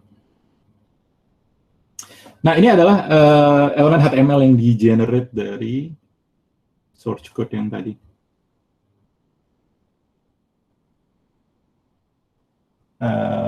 Bagi yang penasaran pengen lihat snippet versi React.js-nya, bisa juga nanti. Slide-nya insya Allah bakal dibagi juga, iya kan? Arno, rencananya gitu kan ya? Tes lo. Halo, ya, sorry. Kenapa Mas Arif? Slide-nya nih nanti bakal available juga kan ya? Boleh, nanti kita share aja, Mas. Lu ada upload ke G Drive kan ya? Nanti kita bisa share aja. Oke, siap. Oke, jadi lanjut balik ke sini, seperti kita lihat bahwa komponen ini itu terdiri dari satu empty div, yang di dalamnya ada button div sama button juga. Nah, bagi kita yang mungkin bahkan teman-teman yang nggak tahu Elm bisa langsung nebak bahwa ini itu berkorelasi sama bagian yang ada di sini. Okay. Nah, ini ngejawab pertanyaan yang tadi yang ada hubungannya sama JSX, bahwa beginilah di dunia Elm kita nulis HTML. Jadi bahwa HTML itu buat di mata Elm itu diperlakukan layaknya function. Jadi bukan markup language, tapi function. Jadi kita bikin function yang dia ujung-ujungnya ngasilin HTML yang tadi. Oke, mari kita bandingin. Kalau misalnya kita bikin div, di dalamnya ada say button, terus di dalam button itu ada tulisannya misalnya ada add atau ini bukan valid Elm code ya, ini cuma ilustrasi aja. Jadi kalau kita nulis HTML itu kayak gini, cara nulis ini di Elm adalah div ini sebenarnya function. Dia adalah function yang menerima dua argumen dan dua-duanya harus berupa list. Yang pertama dia adalah atributnya apa, yang kedua adalah child elemennya. Jadi contoh di sini sebenarnya parent-nya dia adalah div dan dia punya child namanya child node, DOM-nya namanya button. Terus baru di dalam button itu sebenarnya ini adalah text submit. Nah, katakanlah misalnya kita nulis class di sini contoh, I don't know, row. Okay. Maka cara nulis ini equivalent di Elm adalah class row.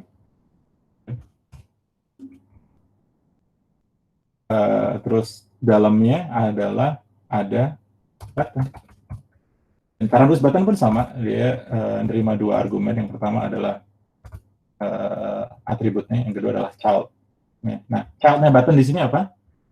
Text yang namanya submit. Nah, di sini kita nggak bisa nulis submit gitu aja. Ini adalah. Nah, ini itu equal sama ini. Dan gue nggak tahu ya, tapi awal-awal aja, of course, gue lebih suka nulis kayak gini karena ini yang gue familiar. Tapi dengan sedikit kebiasaan, gue makin lama makin lebih seneng nulis kayak gini. Kenapa? Ini bukan markup, tapi ini function. Artinya, gue bisa aja bikin dengan gampang bikin abstraksi dari situ.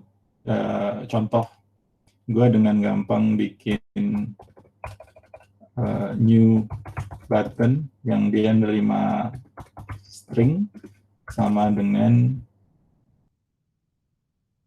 ini. Terus bawahnya adalah Mas Arief? Yep. Sorry Mas, gue harus gabung bentar. Sebenarnya kan kita janjinya kan 1 hour 30 minutes. Jadi itu kayak sebenarnya udah lewat ya? Oke.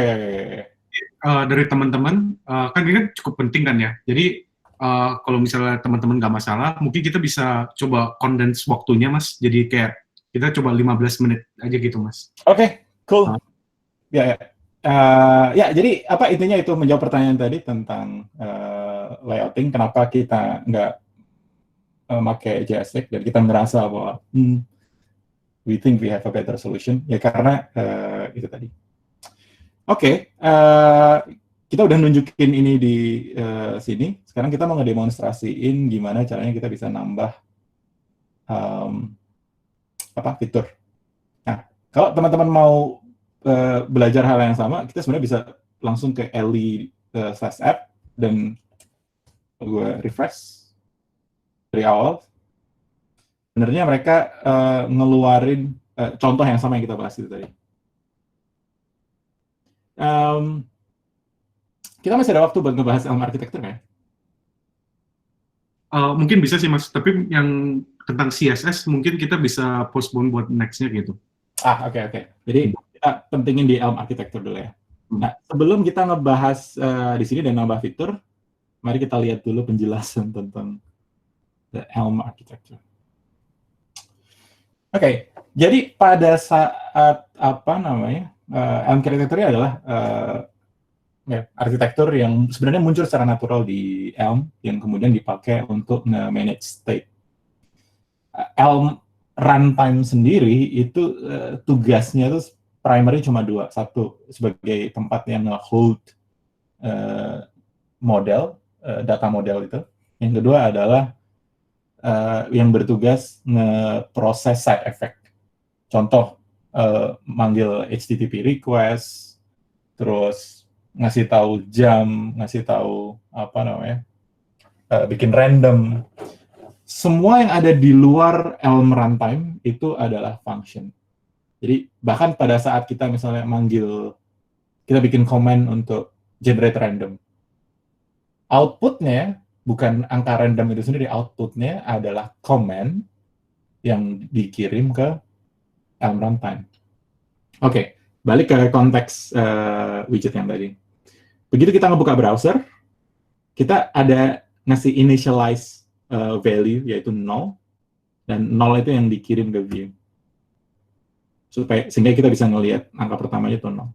Pada saat si user itu tadi ngeklik, itu klik increase gitu salah. Itu ngirim message yang namanya increase ke Elm runtime.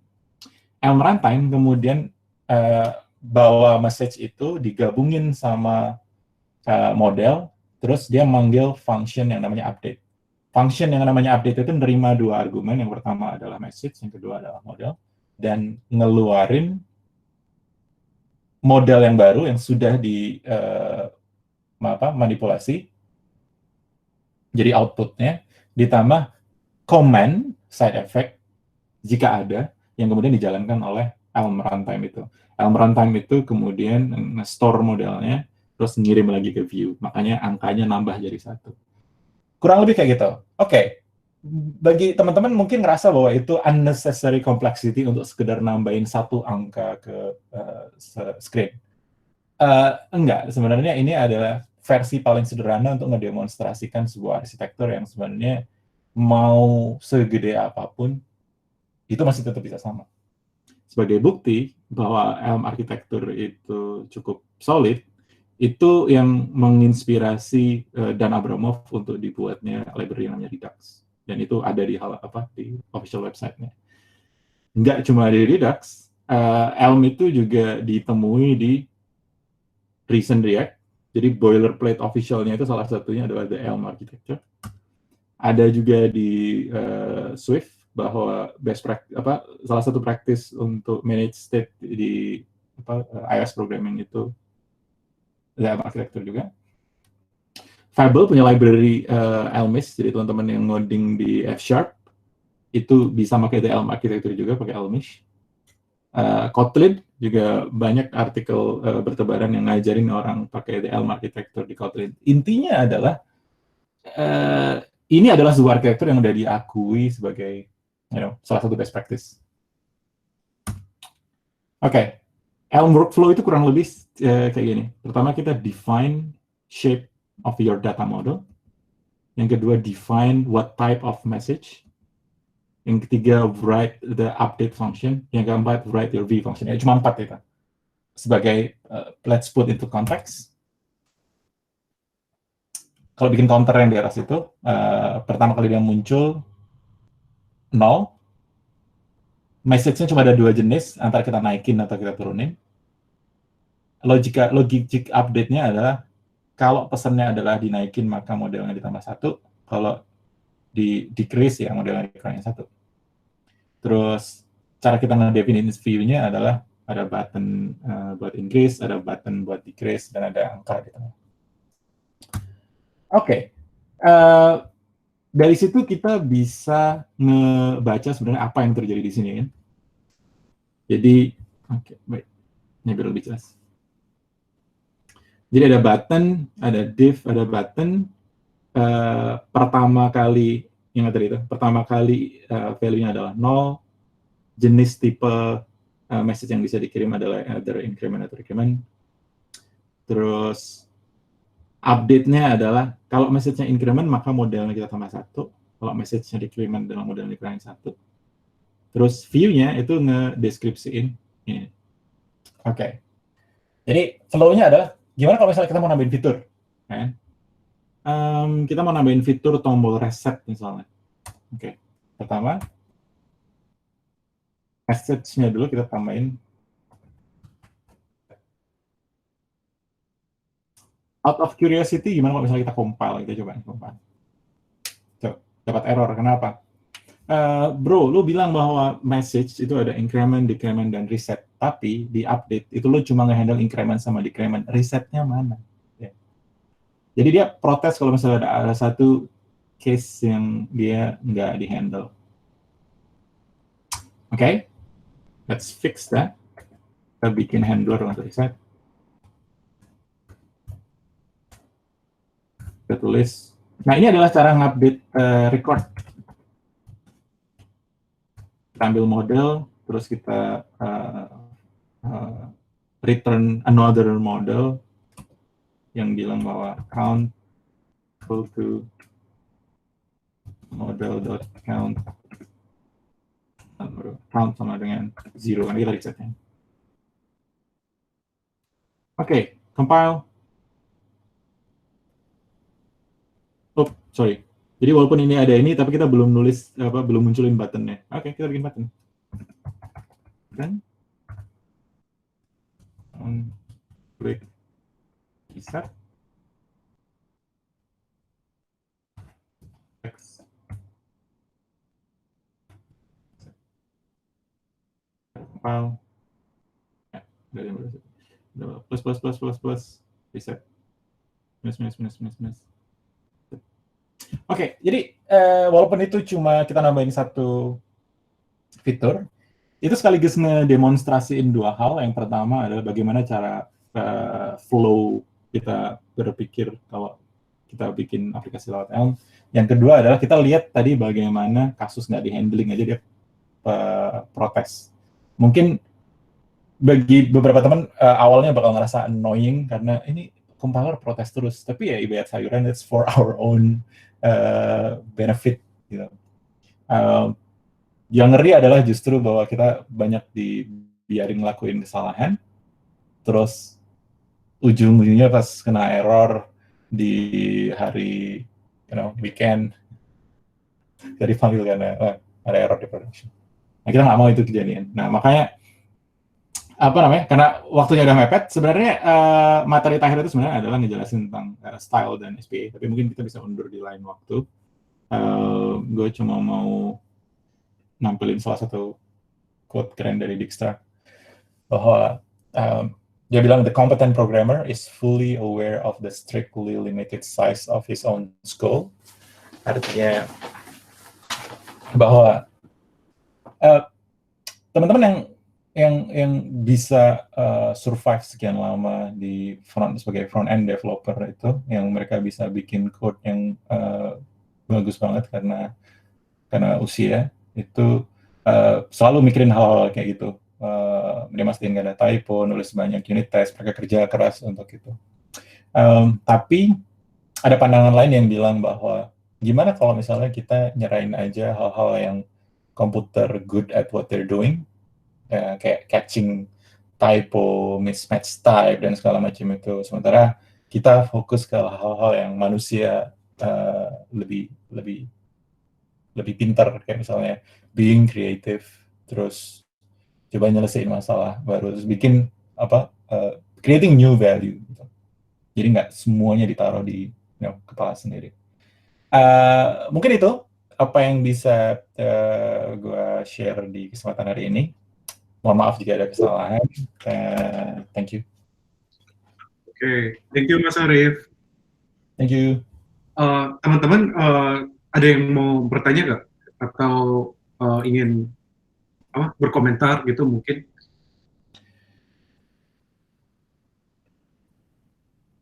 Itu mungkin curhat. Sebenarnya rencananya sih ada part 2 yang lebih advance. Kalau bisa sih rencananya itu sampai bisa bikin SPA ya Mas ya. Ya ada topik tentang SPA, ada topik tentang style, dan ada juga sebenarnya yang menurut gua penting itu adalah bagaimana orang survive baca dan nulis Elm code. Karena walaupun kesannya itu ringkas, kita harus melatih otak kita untuk melihat ini tuh function apa type declaration atau apa, ya hal-hal kayak gitu sebenarnya. Sorry Mas, Puji ada nggak? Halo Puji. Ya. Jadi apa mungkin kita kasih apa ya sneak peek dikit kayak gimana Elm code kita. Tertarik ya kita? Dikit aja. Boleh?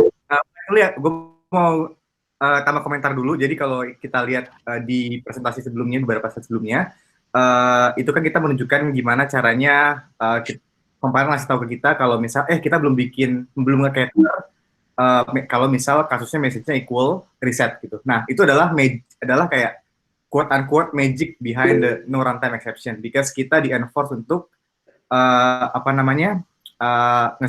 nge-cater semua possibility yang kita udah define di type kita gitu. Nah, kalau untuk code yang pernah gue bikin buat di production sih singkatnya itu lebih ringan gitu, kita ngebuka app-nya terus sama nggak takut aja gitu. Contohnya adalah di tim yang gue pimpin sekarang ada satu kayak dia sebenarnya UI engineer, not really into front end, tapi bisa adapt ke Elm sampai bisa lakuin kayak API integration dan cepet banget belajarnya gitu tanpa kayak spend banyak waktu buat learning banyak hal tentang JavaScript atau yang lainnya gitu. Jadi bisa produktif di beberapa hari pertama kayak gitu sih. Last comment buat teman-teman yang mungkin tertarik sama SPA sama CSS, actually kita punya video recording buat dryeran kita sebelumnya. Jadi mungkin kita bisa juga include recorded video of LSPA sama styles di recorded video yang kita bakal kirim ke teman-teman sekalian. Oke, ini sekedar apa ya? Sekedar buat kasih lihat aja kurang lebih feel-nya gimana kalau kita ngoding Elm di front end. Ya.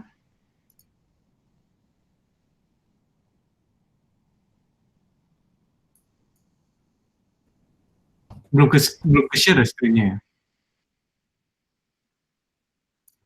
Belum. Halo. Hai. Halo, Yana ya? Ya ini Yana ya, sorry, gue mau nanya 3 hal deh. Boleh. Oke, yang pertama itu waktu ngomongin masalah type ya, kan dia lu sempat ngomongin masalah login itu, contohnya pengen tahu orang itu login apa enggak, terus lu suggest untuk pakai tuple kan? Ya, Yang itu awal-awal banget sih.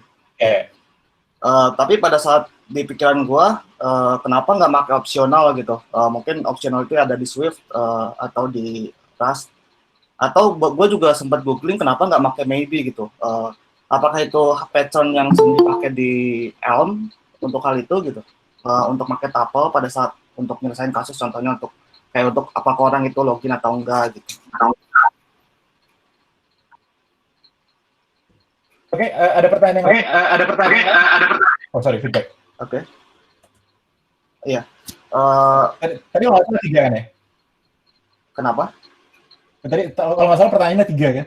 Iya. Yang kedua itu gimana cara kita nge-extend misalkan div-nya mau kita extend gitu. Contohnya kita mau contohnya button bold button tebal atau button biru misalkan gitu. Itu cara nge-extendnya gimana? Waktu gue belajar Elm kayak bingung gitu cara nge-extend button gitu. Terus yang ketiga message, kan tadi ada arsitektur yang kayak yang pertama itu message ada increment atau decrement. Boleh nggak kasih contoh increment yang value-nya 2 misalkan gitu. Gitu aja sih.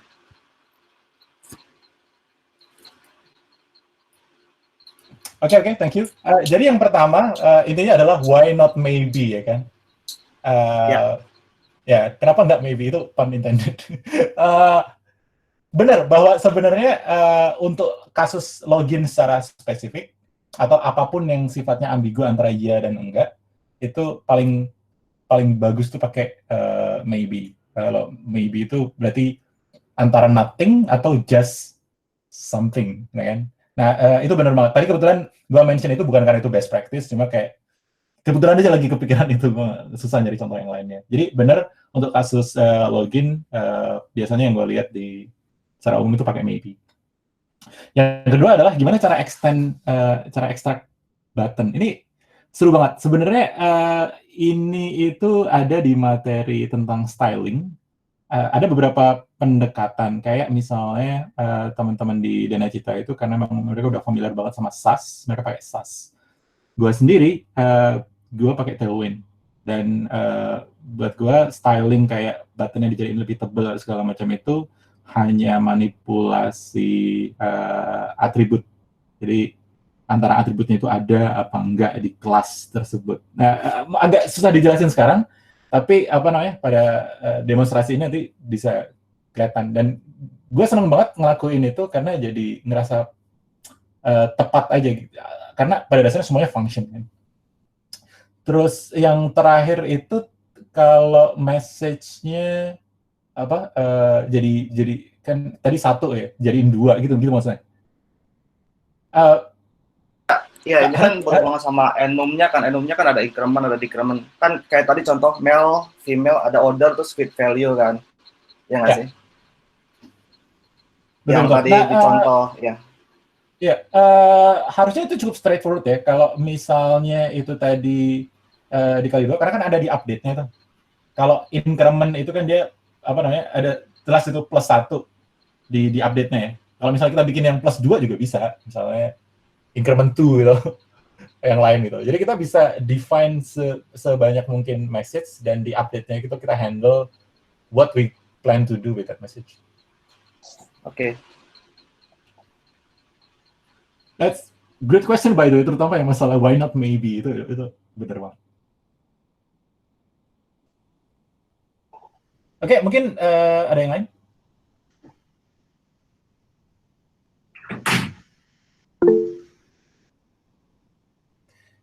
Thank you Yana. Tiar ada another comment.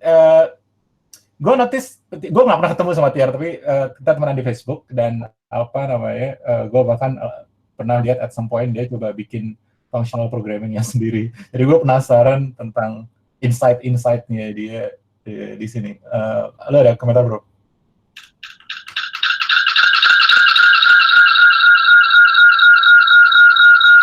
Aku dicoba. Okay, that's cool. Somehow, for some reason, Elm itu cukup terkenal di Europe, terutama di Norwegia. Jadi Oslo Elm Meetup itu banter banget di sana. Dan gue cukup kaget waktu pertama kali si Arnold kontak bahwa ngobrolin tentang Elm, ayu banget kan.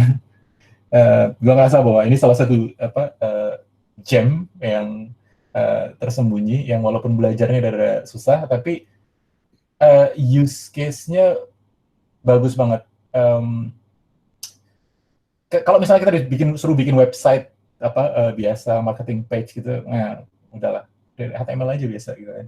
Atau kalau kita suruh bikin dashboard yang banyak chart library-nya yang banyak, yang udah ada library-nya dari sono dan JavaScript library, ya udahlah pakai aja React gitu. Tapi kalau kita harus bikin aplikasi yang benar-benar custom banget dan dia harus benar-benar tepat, maka Elm is the right choice. Mungkin itu sih bottom line-nya buat gue.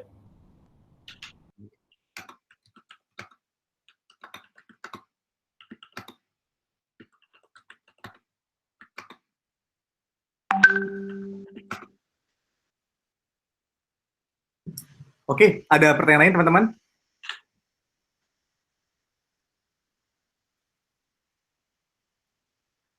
Oke, kalau misalnya nggak ada, mungkin kita bisa recap aja sih. Berarti di meetup kali ini kita berhasil nge-cover cost and benefit dari Elm, kemudian kita juga nge-cover the Elm architecture, sama kita cobain a simple application di Elm, like bikin counter simple gitu. Mungkin ada yang mau dari Mas Arif atau Arnold mau ngasih kayak closing statement? Oke. Actually not closing statement. Jadi buat teman-teman yang benar-benar tertarik sama PPT-nya, tertarik sama recording-nya, sama materials yang lain yang kita bakal bisa updatein buat kalian, itu gue ada kirim chatnya, itu buat feedback. Nah, ntar kalau bisa kalian udah ngisi, tim gue antara Puji, gue atau Mei, gue bakal kirimin ke kalian semua linknya gitu, kayak konten study materialnya gitu yang lengkap, sama future announcement kalau misalnya topik berikutnya kayak Elm atau apa gitu-gitu. Sebenarnya sih ya itu sih notes-nya. Mungkin closing statement dari teman-teman ada yang mau nanya dulu nggak? Sementara kita masih ada di sini gitu. Ada yang mau, like ngobrol gitu? Gimana corona? Oke, udah pada cukup ya? Ya udah nggak apa-apa. Ya, kalau misalnya Anda tertarik, isi surveinya aja. Kita bakal kirimin semua study materialnya. Kita habis ini, oke, itu dulu sih guys dari kita. Thank you banget udah join. Gila ini sampai 2 jam, almost 2 jam lah. Kalau boleh upload ke YouTube, we'll see.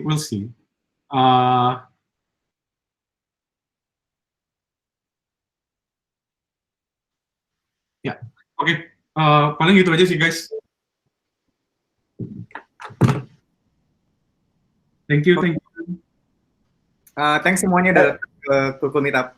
Kalian semua cool. Oke, thank you semuanya. Sampai jumpa di lain kesempatan.